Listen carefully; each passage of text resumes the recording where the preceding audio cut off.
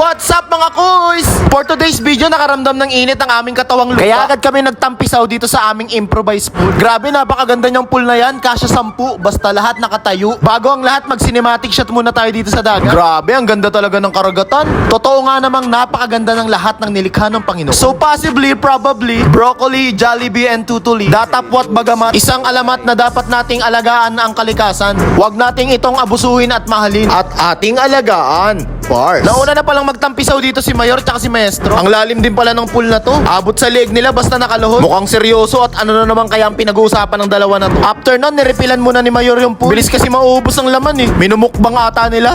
Kala ko si Jerry Crabal, si Maestro pala yun. Andito rin pala si Sherwin, my friend. Mukhang marami nang nainom na tubig dagat to. Buti na lang ang laki ng braso niya. Unti-unti nang nakukumpleto ang mga quiz natin. Andyan na rin si Quiz Jason tsaka si Quiz Dimi. Namuntik na maipit yung singit sa pool, hindi makapasok. Isa naman para nagpapaligo lang ng bata. Kaya hindi niya na natiis at ayun na nga, nahulog na siya. At ayun na nga, naglaro na ang mga kabataan dito. Sabi ko naman, ano ba guys, can you please stop? Nakakabasa na kayo eh. Masayang masaya na naman ang banding ng tropa for today's video. Bali ganito lang kasi yung mga simpleng pamamaraan namin para makapag-chill and relax dito sa barko. Kaya pag may mga ganitong pagkakataon, ini-enjoy na lang namin. At di na lang namin mapapansin, ang bilis na pala ng pagtakbo ng araw. Sabi nga nila eh, sa barko, mabilis ang kontrata. Basta may pagkakaisa at ang tropa ay masaya. At pakikisama ang pinakamahalaga na dapat meron ka. At sa kalagitnaan ng kwentuhan at tawanan, nagulat kaming lahat mga kuys. And meron kaming namata na isang kakaibang nilalang.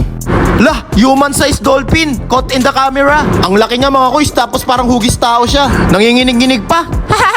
Kasama rin pala namin si Aquaman mga kuys, kaso medyo malusog na siya ngayon. Pero napakatikas pa rin yan. Andito rin si Lastic Man. Andyan din syempre si Maestro Man.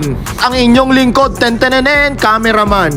Ang corny mo na naman boy. Dito sa barko, iba-iba man ang aming mga paniniwala, salita, kultura, ugali, pananam, relihiyon at kung ano-ano pa mga kuys. Iisa lang ang aming layunin. Ang matapos ang aming kontrata at makauwing ligtas, malusog at handsome pa rin sa aming mga pamilya. Mahal kong Maynila, sa'yo'y di mawawala.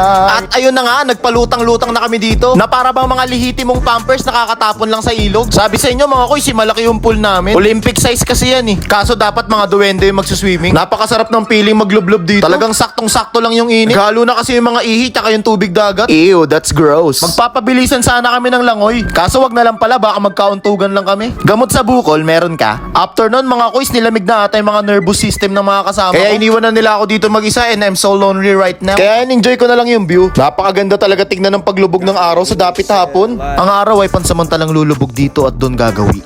Sa kabilang dako ng daigdig upang ang liwanag niya ay ibahagi. Bukas sa muling pagsikat mo, ang nais ko ay halikan mo ko sa pisngi. At iyong bulungan sana katulad ng dati. Nang magandang umaga bilang paunang pagbati. Sa bawat bukang liwayway sanang sasapit. Pag-asa ang hiandog mo mula sa langit. Ang ganda ng tula ko mga kuys no? Libs na naman kayo. Panis. De, joke lang. Nabasa ko lang yan sa Google. O paano mga kuys, hanggang dito na lang muna. Maraming salamat sa panonood. Good vibes lang tayo palagi. Bye-bye!